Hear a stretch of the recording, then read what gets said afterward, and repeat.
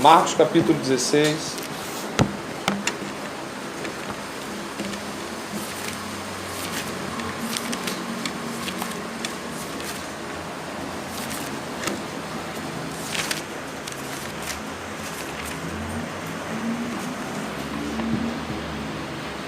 Nós vamos estar fazendo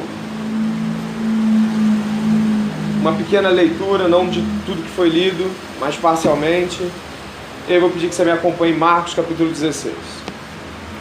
Passado o sábado, Maria Madalena, Maria, mãe de Tiago, e Salomé compraram aromas para irem embalsamá-lo. É sobre Jesus que estão falando. E muito cedo, no primeiro dia da semana, ao despontar do sol, foram ao túmulo. Diziam umas às outras: quem nos removerá a pedra da entrada do túmulo? E olhando, viram que a pedra já estava removida, pois era muito grande. Entrando no túmulo, viram um jovem assentado ao lado direito, vestido de branco, e ficaram surpreendidas e atemorizadas. Ele, porém, lhes disse: não vos atemorizeis, buscai a Jesus, o Nazareno, que foi crucificado. Ele ressuscitou, e não está mais aqui. Veja o lugar onde o tinha posto. Mas ide, dizei aos seus discípulos e a Pedro que ele vai adiante de vós para a Galiléia. Lá o vereis, como ele vos disse. E saindo elas, fugiram do sepulcro, porque estavam possuídas de temor e de assombro, e de medo, nada disseram a ninguém. Vamos orar mais uma vez, ok? Pai amado, em nome de Jesus, nós estamos diante da palavra de Deus, a santa palavra de Deus, e nós somos pecadores, homens e mulheres falhos, incapazes de acertar sem Deus. Nos ajuda, Senhor, diante de todas as limitações, de todo o cansaço, das lutas que tivemos durante a semana, que nesse primeiro dia, Senhor, dia da ressurreição, nós possamos estar diante desse texto com toda a reverência, com todo o respeito, sabendo que se trata, Senhor, a maior notícia de todos os tempos, Senhor, da grande notícia para toda a nossa raça, Senhor. Que o nosso coração possa estar aberto a ouvir sobre ressurreição. Em nome de Jesus Cristo. Amém. Ao falar sobre ressurreição, a gente se vê em alguns dilemas, que são dilemas às vezes até práticos. Eu me lembro que a primeira vez que eu ouvi a palavra ressurreição, eu tinha cerca de 8 anos, 9, 10 anos, mais ou menos, onde a palavra fez um som de... essa palavra tem um sentido. E aí eu entendi o sentido, eu não sei se foi diante de uma pregação, eu não sei em que momento eu estava, mas eu entendi que a ressurreição era algo tal qual alguém morreu, alguém voltou, né? E é engraçado, meu pai está aqui, não vai me deixar mentir, ele havia comprado para mim uns passarinhos, e eu gostava deles. Eu gostava muito daqueles passarinhos. Eu alimentava, cuidava, raspava a gaiola, colocava as coisas. E eu me lembro claramente de que um deles, que eu gostava muito, um azulzinho, ele morreu. Eu lembro que eu fui até a gaiola, eu botei o dedinho assim, a outra, são dois periquitos australianos, aqueles bem barulhentos. Aí tinha um amarelinho e tinha um azul, meu pai deve lembrar, né? E eu botei o dedo no azul, que eu gostava muito dele, tinha nome, tinha tudo, botei o dedinho, falei, não é possível. Aí eu empurrei com mais força, ele girou, primeira vez que eu tinha visto alguma coisa morta na minha vida, de maneira que eu tinha visto viva. E aí eu botei mais uma vez o dedinho, e aí diante daquilo que eu tinha ouvido no dia anterior, talvez, ou naquele dia, eu levantei a mão e eu falei, em nome de Jesus, levanta, passarinho. Criança, né? E eu, com toda a fé que você pode imaginar que uma criança tinha de que aquele passarinho ia levantar, sabe? Eu toquei de novo para ver se tinha acontecido alguma coisa. E eu orei de novo, sem ninguém ver, tá? Só para deixar claro que eu não queria que ninguém visse. Eu orei de novo e nada. E aí eu parei, eu me sentei, e antes de chamar meu pai, eu fiquei olhando para aquele passarinho. Olhando, porque ele estava há um pouquinho ali e não estava mais.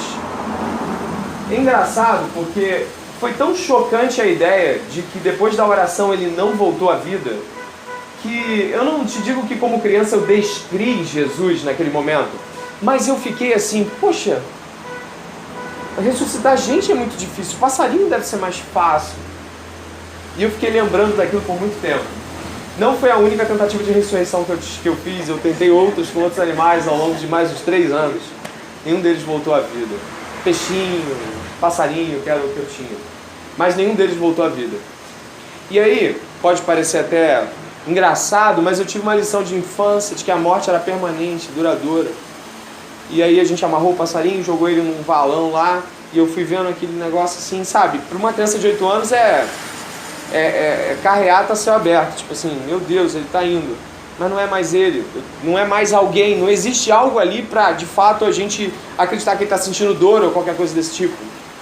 Eu me lembro também, há pouco tempo atrás, de um falecimento de uma irmã de um amigo nosso, e muitos daqui estavam lá no enterro, e esse amigo cria decisivamente que Jesus Cristo poderia ressuscitar a irmã dele. Eu acho que nenhum de nós duvida que Jesus Cristo pode ressuscitar pessoas, porque é bíblico que ele pode ressuscitar pessoas. Mas talvez a pergunta seria por que ele ressuscitaria, e não se ele pode ou não. Então eu lembro que esse irmão estava numa crença muito forte que aquilo ali poderia acontecer naquele momento. E eu confesso para você que, por mais que eu estivesse diante dele, crendo na ressurreição de Jesus, eu não cria na ressurreição da irmã dele. Particularmente. E eu não quero que você me ache cético por conta disso. Eu só não achava e nem via por que a irmã dele ressuscitar. Não era alguém salva, não conhecia a fé cristã. E eu não quero categorizar por isso. Vocês estão entendendo? Onde eu quero chegar com essa introdução, ou tentar falar sobre isso a partir dessa ótica? Nós estamos diante de um tema que não tem credibilidade alguma. Ninguém aqui que eu conheça ressuscitou alguém. E ninguém aqui que eu conheça viu alguém ressuscitado. Portanto, nós não estamos diante de algo crível. Nós não estamos diante de uma plataforma socialmente aceita e estável. Nós estamos diante de fé. Existe aqui uma estrutura de fé sobre nós. E a gente está caminhando sobre esse texto como quem caminha sobre as águas. Não porque é irracional, mas porque é tão incomum que chega a assustar. Vamos estar falando de alguém que voltou da morte. Isso é assombroso, isso é completamente destoante das nossas realidades cotidianas. E tratar alguém que voltou da morte como se fosse um assunto qualquer já é um descaso muito grande. Falar que Jesus Cristo voltou da morte já seria incrível se ele não fosse Deus. Mas ele também é Deus. Ele é homem. Portanto, eu gostaria que a gente pudesse, ao se aproximar desse texto, perceber que ele é um texto difícil, não porque ele é difícil compreensão. Jesus ressuscitou e você diz, ok, ele voltou da morte. Mas ele é difícil porque ele envolve a nossa descrença, ele envolve a nossa não fé, ele envolve o fato incomum de que mortos não ressuscitam e não vemos pessoas morrerem e voltarem. Seus familiares podem ter morrido e você não os viu voltar. E ainda que você tenha tido a grata experiência de ver alguém voltar da morte por uma imposição de mãos, ou mesmo pelo fato de Jesus Cristo tê-la trazido de alguma forma, eu posso lhe garantir, é incomum ao extremo. É incomum beirando a não crença. É incomum beirando a impossibilidade. É impossível aos homens. E nós estaremos tratando de impossíveis aos homens aqui essa noite. Para os irmãos terem uma ideia de onde nós estamos tocando, dê uma olhada, antes de entrarmos no texto, no livro de Atos. Dê uma olhada no texto, no livro de Atos, capítulo 26. É um livro fascinante sobre a história da igreja, sobre a fundamentação da história da igreja. Mas ele vai falar precisamente em Atos, capítulo 26, de uma situação muito peculiar. Um homem chamado Paulo de Tarso havia sido preso e estava algemado pelo evangelho que pregava. E ele havia tido um encontro pessoal com Jesus Cristo ressurreto no caminho de Damasco. Em dado momento, um rei chamado Agripa, esse rei vai interrogá-lo para saber por que Paulo está preso. E repare só, o capítulo 26, verso 27 e 28, né? E aí eu leio com os irmãos aqui também. porque tudo isso é de conhecimento do rei. Perdão, eu volto só um pouquinho antes, no 26 mesmo, ok? No 26:19, diz assim, 26:19, pelo que, ó rei Agripa, eu não fui desobediente à visão celestial, falando da visão do caminho de Damasco, mas anunciei primeiramente aos de Damasco e em Jerusalém, por toda a região da Judéia e aos gentios, que se arrependessem e se convertessem a Deus, praticando as obras dignas de arrependimento. Por causa disso, alguns judeus me prenderam, estando eu no templo, e tentaram matar-me. Mas, alcançando o socorro de Deus, permaneço até o dia de hoje, dando testemunho tanto a pequenos como a grandes, nada dizendo, senão o que os profetas e Moisés disseram haver de acontecer, isto é, que o Cristo deveria padecer e, sendo o primeiro da ressurreição dos mortos, anunciaria a luz ao povo e aos gentios. Olha a leitura continuativa aí, dizendo ele estas coisas em sua defesa. Festo o interrompeu em alta voz e disse: está louco, Paulo, as muitas letras te fazem delirar. Paulo, porém, respondeu: eu não estou louco, ó excelentíssimo Festo. Pelo contrário, digo palavras de verdade e de bom senso, porque tudo isso é do conhecimento do rei, a quem me dirijo com franqueza, pois estou persuadido de que nenhuma dessas coisas lhe é oculta, porquanto nada se passou em algum lugar escondido. Olha que ousadia de Paulo a falar. Acreditas, ó rei Agripa, nos profetas? Bem sei que acreditas. Então Agripa se dirigiu a Paulo e disse: por pouco me persuades a me fazer cristão. A versão grega deixa tudo muito mais claro. É por tão pouco que você acredita que eu crerei na fé? Depois de Paulo ter dito sobre a ressurreição de Jesus Cristo, depois de Paulo ter falado, você não acredita nos profetas? Você já leu que o Cristo ressuscitaria. E aí a interrupção é isso que você vem me falar? É por causa da ressurreição de um bandido que foi morto? Por tão pouco, algumas pessoas leem erradamente, achando assim, nossa, quase que a Agripa se torna da fé. Nada disso, irmãos. Esse texto não está dizendo isso. Ele está dizendo por pouco me persuades. É muito pouco para me convencer, Paulo. Isso é argumento, isso é balela, Paulo. Isso é pouquinho. Estás louco. As muitas letras te fazem delirar. Richard Dawkins escreveu há pouco tempo um livro chamado Deus em Delírio. Continua sendo um delírio. Continua sendo algo não crível. Eu peço que você me acompanhe em Atos 17, já estando em Atos 17, por favor. Em Atos 17, olha o que acontece em Atos 17. Paulo está pregando aos atenienses, Paulo está discorrendo sobre Jesus Cristo, e me parece que não há objeção, não há um problema a ser levantado, ninguém questiona Paulo, mas aí em dado momento, Paulo vai deixando o texto mais afunilado, e aí quando ele chega num determinado momento, em Atos 17, você poderia me acompanhar em 17, 28, Paulo vai falar na linguagem deles, vai dizer assim, pois nele, falando sobre Deus, vivemos e nos movemos e existimos, como alguns dos vossos poetas têm dito, porque dele também somos geração. Sendo, pois, geração de Deus, não devemos pensar que a divindade é semelhante a ouro, a prata ou a pedra, trabalhados por arte e imaginação do homem. Ora, não levou Deus em conta os tempos de ignorância, agora, porém, notifica aos homens que todos, em toda parte, se arrependam, porquanto estabeleceu um dia que há de julgar o mundo com justiça, por meio de um varão que destinou e acreditou diante de todos, como Paulo disse para Agripa, não foi escondido, ressuscitando dentre os mortos. Olha a resposta do público. Quando ouviram falar de ressurreição de mortos, uns escarneceram e os outros disseram, a respeito disso te ouviremos noutra ocasião.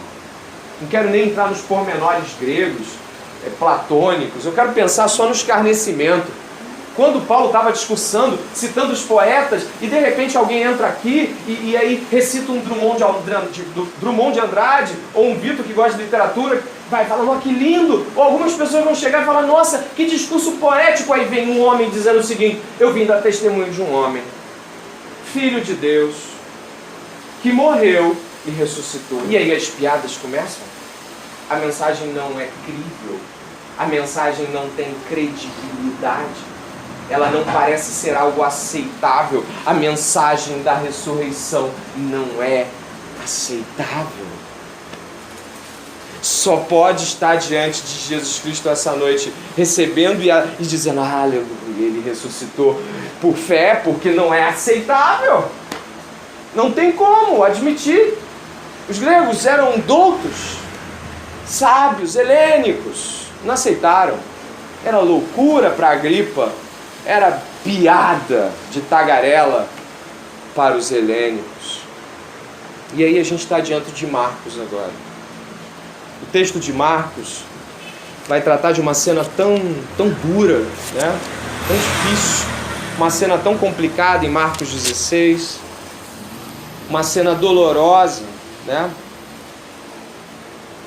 Diz assim o verso 1, muita tristeza, elas viram Jesus espancado, nu, sendo envergonhado, mãe vendo isso, João, as mulheres que o seguiam, o abandono, lastimável. Jesus desce como um derrotado, não tinha nem onde cair morto, como diz a expressão, um homem rico lhe cede um túmulo, uma história de insucesso. Então, nesse sentimento de tristeza, muito bucólico, elas vão até o local de sepultamento. Passado o sábado, Maria Madalena, Maria mãe de Tiago e Salomé compraram aromas para irem embalsamá-lo. E muito cedo, no primeiro dia da semana, ao despertar do sol, foram ao túmulo. Elas levaram aromas e bálsamos, como se fazia quando um embalsamamento era mal feito, ele era refeito às vezes 3 dias depois, e como era sábado, não se podia tocar em coisas impuras, nem mexer em coisas impuras. Em outros evangelhos elas falam, quem é que nos removerá a pedra? Era uma pedra circular, como um disco, sabe? Um disco daqueles que se empurra para rodar, e elas pensando, como é que a gente vai fazer? Sabe? Sem nenhum tipo de cogitação sobre ressurreição, a ressurreição não estava na pauta. E eles andaram com Jesus, elas andaram com Jesus, a ressurreição não estava nos planos, vamos lá dar um trato naquele corpo. E é assim que muitas vezes chegamos à igreja, a ressurreição não está na nossa pauta de fé, ressurreição não está na nossa pauta de universidade ou qualquer coisa que seja. A gente vai para entregar a religião do domingo nosso de cada dia, e essas mulheres lá foram fazer seus atos litúrgicos condizentes com sua realidade, quando se defrontaram com o primeiro grande domingo da humanidade. Um túmulo vazio e uma pergunta, cadê? Como é que eu faço para continuar cumprindo a minha religião? Não dá mais. Acabou a religião. O túmulo está vazio. Não há mais mortos para embalsamarem mortos. Deve ter sido uma cena desesperadora. Se já não bastasse toda a humilhação, ainda somem com o corpo dele. Primeiro ponto, elas não cogitam a ressurreição. A ressurreição é improvável. É isso que pensamos acerca de Jesus Cristo. A maioria das pessoas com que você vai falar, pode falar que Jesus foi um grande mestre, pode falar o que você quiser, mas fala de ressurreição. Fala para um camarada tão inteligente como Luiz Felipe Pondé, pergunta para ele o que é graça. Luiz Felipe Pondé, filósofo preeminente brasileiro, vai te dizer graça é isso, graça é isso, graça é aquilo. Pergunta para ele o que é propiciação, justificação, os termos, sabe, ele vai falar tudo, mas pergunta sobre o túmulo vazio, aí ele é reticente, aí ele vai entregar os seus aromas à filosofia. Segundo ponto, primeiro, a ressurreição é improvável. Segundo ponto vai de Marcos 16, 9 a 11. Marcos de 16, 9 a 11. Diz assim, havendo ele ressuscitado de manhã cedo, no primeiro dia da semana, apareceu primeiro a Maria Madalena, da qual expelira 7 demônios, e partindo ela, foi anunciá-lo àqueles que, tendo sido companheiros de Jesus, se achavam tristes e choravam. Estes, ouvindo que ele vivia e que fora visto por ela, não acreditaram. Foi uma mulher, Joséfo, historiador vai dizer que o testemunho de uma mulher, diziam jocosamente os judeus, era melhor que um cachorro testemunhasse do que uma mulher. A mulher não tinha credibilidade naquela sociedade. Quando aquela mulher chega, ela não tem mais nada além da notícia para dar. A única coisa que ela não tem respeito social, ela já teve demônio nas costas, já teve tudo, ela não tem nada. A única coisa que ela tem é uma mensagem. Olha, ele ressuscitou. E a mensagem não basta para eles. A mensagem não é o suficiente. A mensagem da ressurreição não é crível, ela não tem em si mesma credibilidade na sociedade que nós temos. O mundo secular descrê a ressurreição como estes homens fizeram. Olharam e falaram, quem é esta mulher? Só que a situação foi se agravando. Então ela deixou de ser apenas uma improvável ressurreição. E aí, diante de uma notícia como essa, ela passa a ser uma não crível ressurreição. Mas aí eu quero ir para um terceiro momento. Depois disso, verso 2. Manifestou-se em outra forma a dois deles, que estavam de caminho para o campo. E a gente encontra isso no Evangelho de Lucas, falando dos dois discípulos no caminho de Emaús. E indo eles anunciaram aos demais, repare aí, mas também a estes dois eles não deram crédito. Você que já leu Bíblia, obrigado, sabe que os judeus acreditavam assim, com a palavra de dois ou mais, tudo seria confirmado. Se não contasse a mulher, contando são 3. Agora com a mulher, sem a mulher, são 2. Já tem testemunha para dizer, vimos. Mas eles não creram. Sabe? Ultrapassa todos os veículos sociais a ressurreição de Jesus. É como se você trouxesse respaldos. Às vezes eu vejo gente falando sobre a ressurreição de Jesus, homens tão inteligentes como William Lane Craig, que nos apresentam as possibilidades viáveis de se provar a ressurreição de Jesus, quase que cientificamente. Olha, o William Lane Craig não está errado fazer pesquisa dele não, mas não vai conseguir, senão por fé que alguém creia na ressurreição dos mortos. E continue lendo o William Lane Craig, que ele é ótimo. Mas não vai ser o William Lane Craig que vai fazer com que a mensagem se torne incrível. Nem aquela mulher, nem esses 2 homens do caminho de Emaús, e nem tampouco o William Lane Craig. E ele já esteve diante de ateus tão famosos, não? Dawkins e outros aí, ele já bateu de frente com um monte de gente aí que é boa no mundo secular. Ateus conhecidos. Converteu? Talvez alguns que a gente não conhece. Mas a verdade é de que essa mensagem é improvável, essa mensagem é não crível, ela não tem credibilidade, só que ela é não crível, e aí é que nos assustamos nesse texto que lemos, até para aqueles que andaram com Jesus. Não estamos falando aqui de qualquer homem, estamos falando de homens que ouviram dele. Homens que ouviram e viram. Homens que uma semana antes viram ele tirar Lázaro do túmulo. Mas não criam. Não é possível. Não é possível. Não é possível. Jesus, então, em Marcos 16, 14.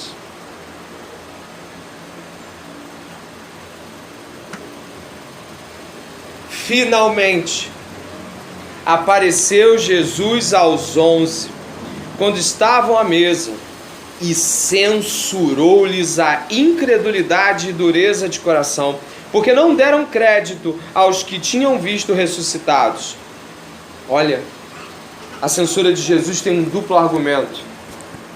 Ele disse que a incredulidade e a dureza de coração, distinguindo uma da outra, levavam esses homens a uma condição tal que eles não criam nem mesmo naquilo que eles haviam defendido dias atrás.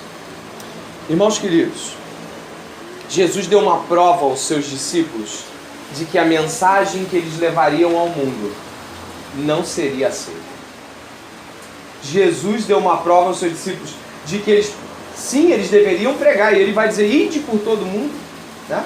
Ide e pregue, quem crê e for batizado será salvo, mas quem não crê será condenado. E vocês não creram. É como se eles falassem, vocês não creram. E eu estou aqui para mostrar o quão essa mensagem não vai ser crível a olhos humanos, não vai ser fácil, Não vai ser assim, poxa, eu prego o evangelho e está todo mundo se convertendo. Não é assim, não mesmo. O problema não é a credibilidade, o problema não é a argumentação, o problema é a dureza de coração. A dureza de coração é um estado no qual o homem natural, ele em si mesmo aceita ou rejeita aquilo que ele achar que lhe convém. E somente o evangelho da graça de Jesus Cristo consegue entrar nesse coração, e esse homem é convencido de tal forma que ele consegue crer no incrível. Se alguém essa noite crer em ressurreição de Jesus Cristo, só vai fazer porque Deus entrou aí. É impossível aos homens.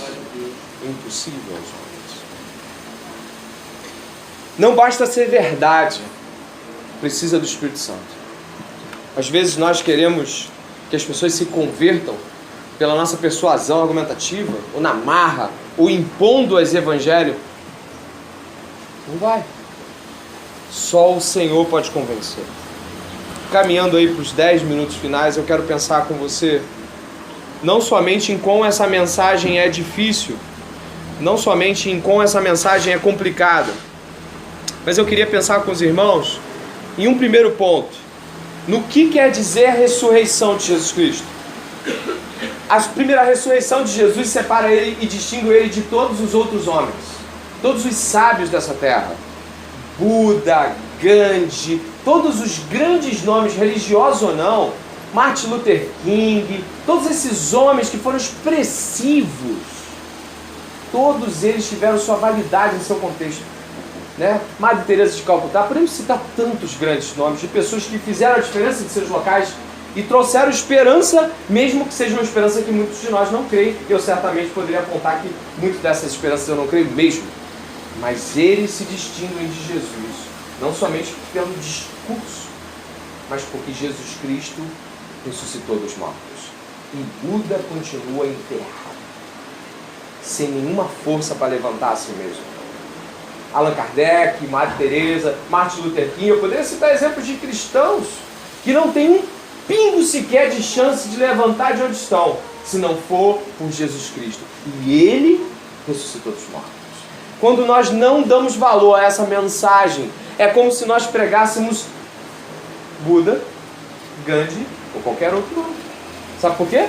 Porque estaremos pregando filosofia. A mensagem do Evangelho se distingue naturalmente porque o Evangelho é o Evangelho da ressurreição dos mortos. E sendo o Evangelho da ressurreição dos mortos, não vivemos mais como aqueles que esperam apenas dessa vida, mas nós vivemos como aqueles que esperam após essa ressurreição. A nossa esperança está nessa ressurreição. E a nossa dificuldade de, às vezes, exultar no nosso coração com relação a isso, às vezes é por dureza de coração, às vezes é por se acostumar com tão grande salvação. Hebreus vai dizer que a gente não deve ser negligente a essa oferta de salvação. Mas eu vou dizer mais, não é só negligente, é se acostumar com o fato de que vai morar com Jesus. Se acostumar com o fato de que Jesus Cristo apanhou até a morte, foi obediente, não reclamou. Acostumamos com toda essa coisa. Achamos a paixão linda, mas nós não podemos nos acostumar com a paixão de Cristo, porque ela é terrível, ela é pesada, ela é forte, ela é intransigente contra a sociedade, ela é vergonhosa contra a raça humana. Nenhum de nós, de fato consegue passar todos os dias pensando nisso. Mas esse tempo onde vivemos é um tempo onde nós de fato não pensamos quase nisso. Então nós lemos ressurreição como quem lê qualquer outro texto. Nós lemos assim, ó, então Jesus ressuscitou dos mortos. Fechamos, oramos e terminamos o culto. E isso se dá pelo fato de que nós não entendemos no íntimo da nossa alma como é grande ser salvo por Jesus. E como foi difícil para Ele tudo que Ele passou. E como ainda é para nós algo passivo e normal.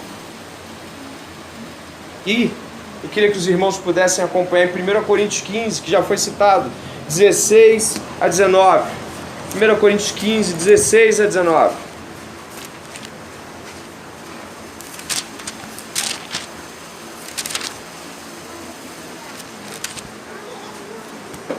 Paulo vai dizer em 1 Coríntios 15, do verso 16 ao verso 19: Então, no primeiro lugar, Jesus é separado de todos os grandes mestres porque Jesus ressuscitou, Filho de Deus. Segundo ponto, a ressurreição é o ponto alto da mensagem cristã. É o pico mais alto, é de lá que a gente vê todas as coisas. É como se subíssemos até o monte da ressurreição e de lá pudéssemos ver todas as coisas, interpretar o mundo a partir da ótica do ressurreto. E aí Paulo vai dizer aqui, em 1 Coríntios capítulo 15, verso 16, porque se os mortos não ressuscitam, também Cristo não ressuscitou. E se Cristo não ressuscitou, é vã a nossa fé, e ainda permaneceis em vossos pecados. E ainda mais, os que dormiram em Cristo pereceram. Se a nossa esperança em Cristo se limita apenas a esta vida, somos os mais infelizes de todos os homens. Cultivar o hábito sagrado de reverenciar essa ressurreição, de pensar nessa ressurreição, de acordar falando, nossa, Jesus ressuscitou, tem uma chance para mim. Não sei se amanhã eu vou morrer, nem daqui a 10 anos, mas quando eu morrer, não vai ser para sempre. Eu estarei com o Senhor. A ressurreição de Jesus Cristo é a esperança do salvo, é a única esperança do salvo. Queria pensar com vocês também que Spurgeon vai falar isso brilhantemente, de que eles não creram, preste atenção, eles não creram na aparição de Jesus àquelas pessoas, não porque eles não creram naquela hora, eles não creram porque eles não haviam crido lá atrás. Quando Jesus falou, por exemplo, Mateus 17, observe por favor, Mateus 17, precisamos olhar esse texto, Mateus 17, dê uma olhada por favor. Mateus 17, Jesus prediz a sua morte e ressurreição. Diz aqui, ó, Mateus 17, 9.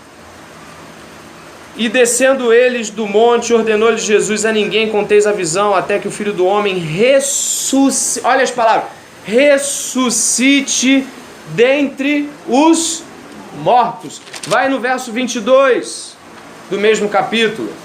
Reunidos eles na Galiléia, disse-lhe Jesus: o Filho do Homem está para ser entregue nas mãos dos homens, e estes o matarão, mas ao terceiro dia ressuscitará.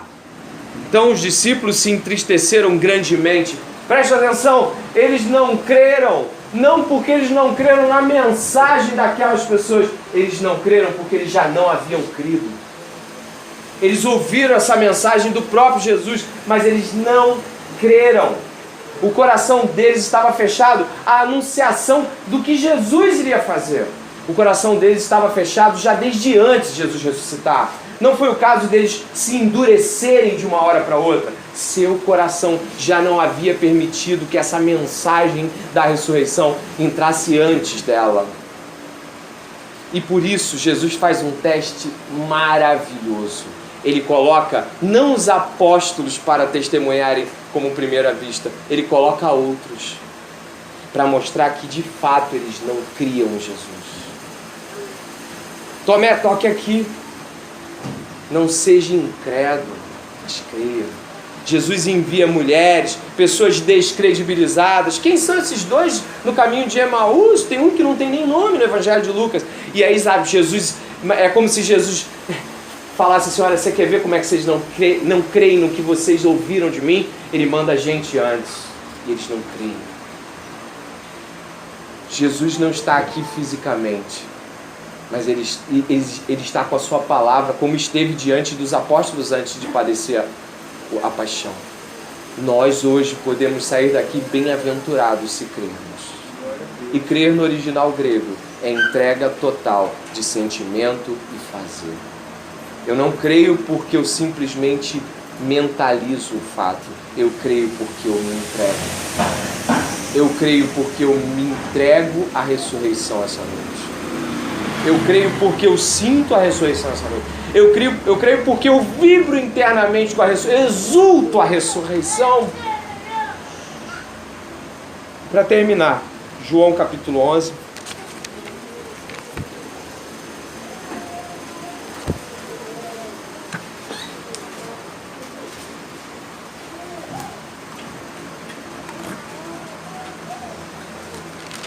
João capítulo 11. Situação terrível da morte de Lázaro. Jesus deixa Lázaro um pouco para que ele pudesse de fato morrer. E por mais duro que seja isso, Jesus disse que isso glorificaria a Deus. Quando ele chega lá, e aí eu peço que você veja o capítulo 11, verso 23. Na verdade, o verso 20, 11 e 20. Marta, quando soube que vinha Jesus, saiu ao encontro. Maria, porém, ficou sentada em casa. Disse, pois, Marta a Jesus: Senhor, se estiveras aqui, não teria morrido meu irmão. Mas também sei que, mesmo agora, tudo quanto pedires a Deus, Deus te concederá. Declarou Jesus: teu irmão há de ressurgir. Eu sei, replicou Marta, que ele há de ressurgir na ressurreição no último dia. Repare que ela mesma contradiz a si mesma. Ela, tudo que você pedir, eu sei que teu pai vai fazer. E ele fala, então, ele vai ressurgir. Sim, lá no final das contas ele vai ressurgir. Ela mesma não percebe que ela afirma e contradiz a si mesma. Ela fala, tu pode todas as coisas. Jesus fala, ele vai ressurgir. Então ele vai ressurgir, eu tô aqui. E ela, ele vai ressurgir lá um dia. Sabe, é assim que a gente pensa sobre, um dia eu vou morrer e... Não sabe, Jesus está aqui hoje, pregando ressurreição. E aí diz assim Jesus, eu sei, verso 24, Marta diz o seguinte, eu sei, replicou Marta, que ele há de ressurgir na ressurreição no último dia. Verso 25, disse-lhe Jesus, e você pode ler em voz alta, eu sou a ressurreição e a vida, quem crê em mim, ainda que morra, viverás. Olha que maravilha, Jesus não disse que apenas ressuscitaria os mortos, ele disse, eu sou a ressurreição. Quem vive de novo, vive em mim. Quem nasceu de novo, nasce em mim. Quem morrer e nasceu de novo, nascerá em mim lá no alto. Quem vive e já passou pela conversão, está vivendo em mim. E há de ressurgir em mim. Jesus não faz ressurreição, Jesus é ressurreição. Jesus não produz ressurreição, Jesus é a fonte da vida. E nós essa noite não queremos que Jesus nos ressuscite, queremos ressuscitar nele. Queremos acordar, como dizia Paulo, os que dormiram, queremos dormir e abrir os olhos e estar diante dele, diante daquele que João viu, e olhando para Jesus, nossa, cheguei. Sabe, eu imagino um abraço dele dizendo, chegou, acabou. É como se ele pudesse dizer novamente, só que pra gente, né? Está consumado, tetelestai. É disso que esperamos essa noite. Esperamos que Jesus Cristo nos ressuscite no fim. Mas esperamos que a crença e a fé na ressurreição dos mortos esteja aqui hoje. E se ela não estiver viva aqui hoje, ela não vai estar viva lá. Porque como ela não estava viva no coração dos apóstolos, ela não estava viva quando Jesus apareceu. Se a fé na volta de Jesus não estiver viva aqui, a volta de Jesus não vai ser o que esperamos. Se hoje não estivermos diante de Jesus como aqueles que anseiam pela ressurreição dos mortos, certamente, irmãos, nós não ressuscitaremos nele. Que nosso coração essa noite possa esperar em Jesus, na ressurreição dele, por ele, para ele, somente. Vamos orar e agradecer ao Senhor. Pai querido, Jesus Cristo ressuscitou dos mortos há quase 2000 anos atrás. E nós que nascemos e vivemos, jamais poderíamos dizer qualquer coisa como nós mesmos vamos conseguir. Eu e todos que estão aqui dependem de um ato gracioso do Espírito Santo que toque em nossos corações e nos faça viver. E se o Senhor Jesus está aqui e cremos que está, prometeu estaria e cremos nas tuas promessas, ressuscita-nos, revivifica os mortos, Aqueles que estão esperando que a vida seja sobre comer e beber, sobre ganhar dinheiro, fazer faculdade, sobre sair, sobre sexo, sobre tudo mais, estão enganados. A vida é sobre ressurgir em Cristo. Senhor, hoje aqui opera um milagre na vida daquele que ainda espera da vida só para si mesmo. Opera um milagre nessa igreja hoje, Senhor. Opera o milagre da ressurreição. Não é uma mensagem incrível, não é uma mensagem, é uma mensagem improvável. É a mensagem que o pessoal da escola, da faculdade, do trabalho não vai acreditar, senão pelo milagre. Senhor, que a gente possa pregar esse milagre essa semana. Jesus Cristo ressuscitou dos mortos. Senhor, faz esse milagre aqui no coração dele e dela. Em nome de Jesus, que haja novo nascimento em Cristo, para que ele e ela também possam experimentar aquilo que os salvos já experimentam, que é a doce esperança em Jesus, que é essa expectativa maravilhosa de que Jesus está voltando, o Rei está voltando, cantam muitas igrejas em seus hinários, o Rei está voltando, o Rei da vida. Obrigado, Senhor. Obrigado pela paixão de Cristo, obrigado pelo Getsemane. Obrigado porque corajosamente o Senhor ressuscitou dos mortos. E como disse para João, sou eu o primeiro e o último. Estive morto, mas estou vivo pelos séculos dos séculos. E tenho nas mãos as chaves da morte e do inferno. Não dá para passar dessa vida para outra sem passar por sempre pelo Senhor. E eu espero, Senhor, que para a minha vida e para a vida deles, que quando estivermos diante de Ti, seja para lhe abraçar, lhe adorar e dizer obrigado. Seja para tocar nos teus pés marcados pelo furo e no teu rosto marcado pelos cravos e dizer obrigado, eu sei que foi por mim. Obrigado pela tua bondade. Obrigado, apesar de eu ter descrito boa parte da minha vida. Obrigado, apesar de eu ter usado a minha vida tão erradamente, boa parte dela. Obrigado, Senhor Jesus. Obrigado, Senhor Jesus. Obrigado pela cruz. Nisso te agradecemos. Em nome de Jesus. Que a mensagem da cruz possa ter entrado no seu coração essa noite. A mensagem da ressurreição dos mortos. Amém? Nós vamos ter um lanche. Não é uma ceia pascal, mas é um momento aqui de comunhão. E você está convidado a participar.